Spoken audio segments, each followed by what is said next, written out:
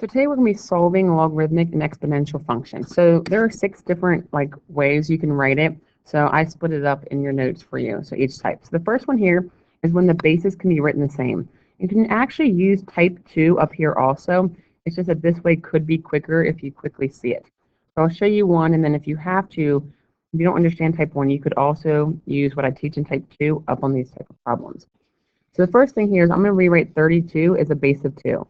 So this would be 2 to the 4x, and 32 is the same thing as 2 to the 5th.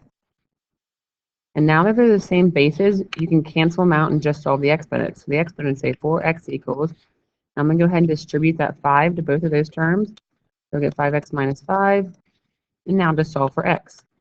Subtract my 5x over, and divide by -1.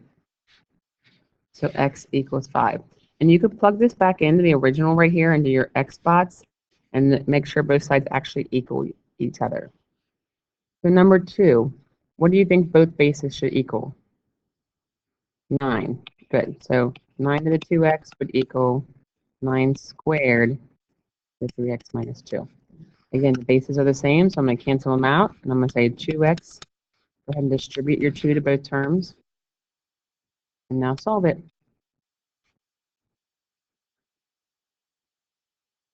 Divide by your -4. X equals 1. Again, you can plug it back into those spots to solve it.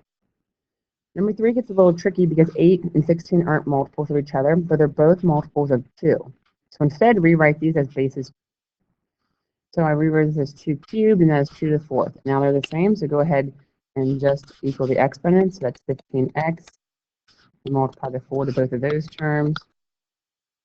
And we're going to solve. Subtract your 12 over. And then divide by 3. All right, so x equals 16 thirds here.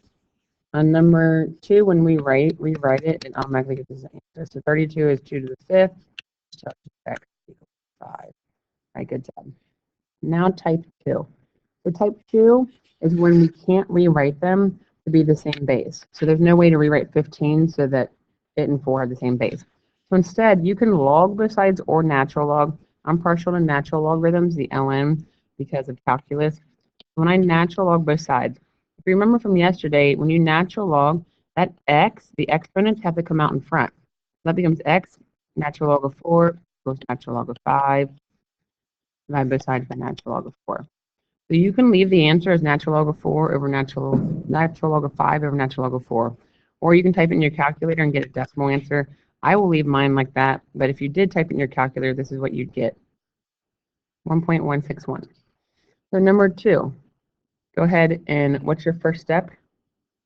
Okay, so we're going to natural log both sides. So you get x ln of 5, natural log of 15. Divide your ln of 15 over ln of 5, sorry. I will leave it as natural log of 18 over natural log of 5. If you'd like to type in that decimal, we get 1.79. On number 3, the only difference is that you subtract your 3 over first. So then I get 22. And then I'll have the entire term of x plus 2 out in front when I natural log both sides this time. Still divide both sides by natural log of 5. Get x plus 2 equals that. You can type that as a decimal if you want, or you can just subtract over your 2, and then you can leave your answer like that. If you type that in your calculator, I get -0.079. On number 4 here, when I natural log both sides, I get 3x natural log of e equals natural log of 7. If you remember, natural log of e is just 1, so it will go away.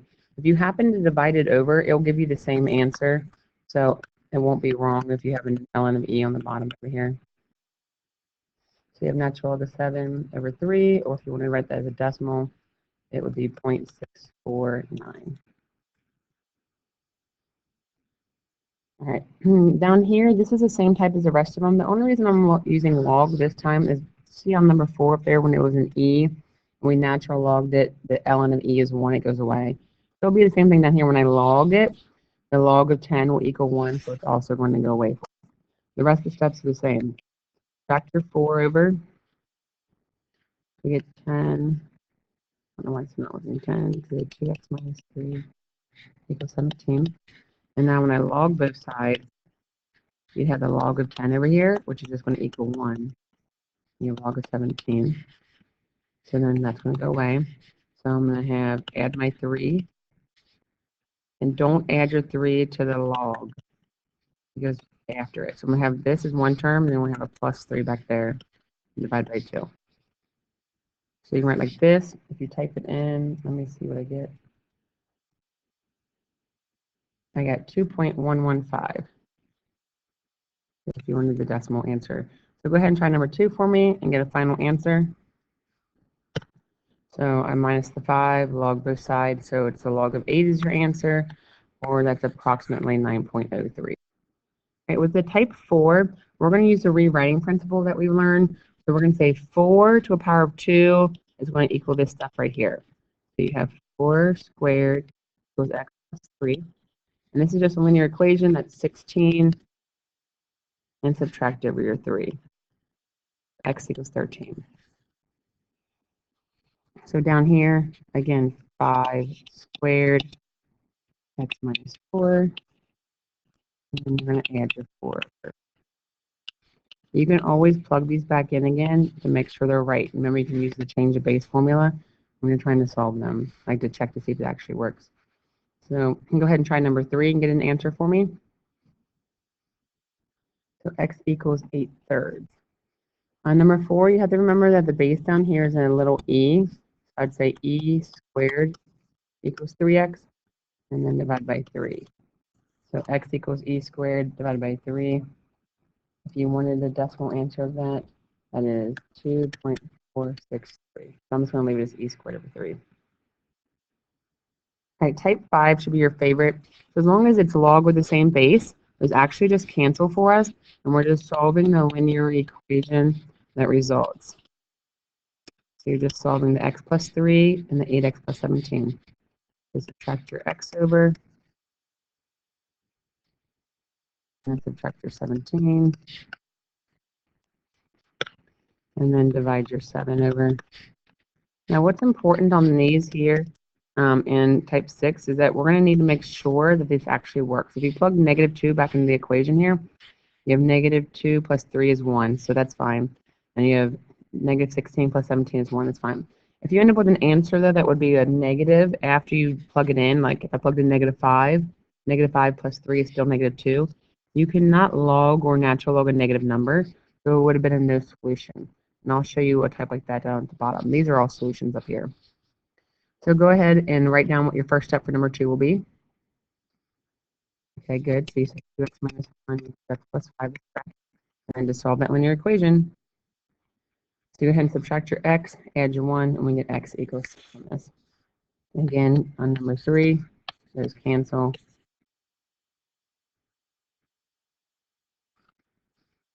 When you solve 3, you should have gotten x equaled 5. Now type 6 is probably the most difficult type down here. And you first need to condense this using the properties from 7.4, and then we're going to rewrite them. So condensing, remember the addition right here means multiplication. My first step will be to turn this into multiplication. And now I can rewrite. I can say 6 to the power of 2 equals all that stuff. So 6 squared equals the x times the x plus 5. And then simplify that, we get 36 equals x squared plus 5x minus over your 36. And then this should factor. If it didn't factor for us, we would go ahead and have to do the quadratic formula. So you factor the -36 to get 5. It's going to be a +9 and a -4. -9 and +4. Now this is what I was talking about above, checking your answer. So when I plug in -9 right here, it will say -9 plus 5. That's a negative answer. You can never log a negative, or if you put -9 right here, it's negative. So the -9 is actually an extraneous solution. So we would say x equals 4 is the only real solution that we have here. So go ahead and condense number 2 for me. Okay, so you should have written log of 5x times x minus 1 Remember, when there's no base written, it's an assumed 10. So we're going to say 10 squared. I'm going to go ahead and multiply that 5x in. 5x squared minus 5x. Go ahead, and that's 100. So subtract your 100 over.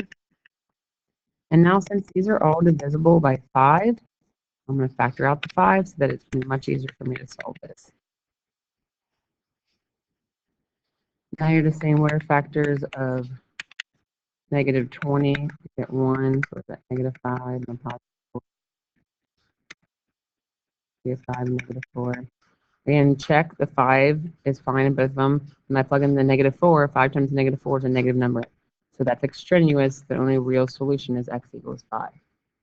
So go ahead and try number 3 on your own. Hopefully you correctly identified the first step was division. Since this was a subtraction sign here, I made it division. When you rewrite, remember this is an e. I'm going to say e to the 0 equals 4x. 1. Remember, e to the 0 is just a 1 right there. And then remember, whenever you have a fraction and a whole number, make them both fractions and cross multiply them here. So that's a 1. So I have x plus 1 equals 4x times 1. And solve that by subtracting, and we get x equals 1/3 here. If you plug 1/3 back into both of those, it does not make either one of them negative, so it is the solution.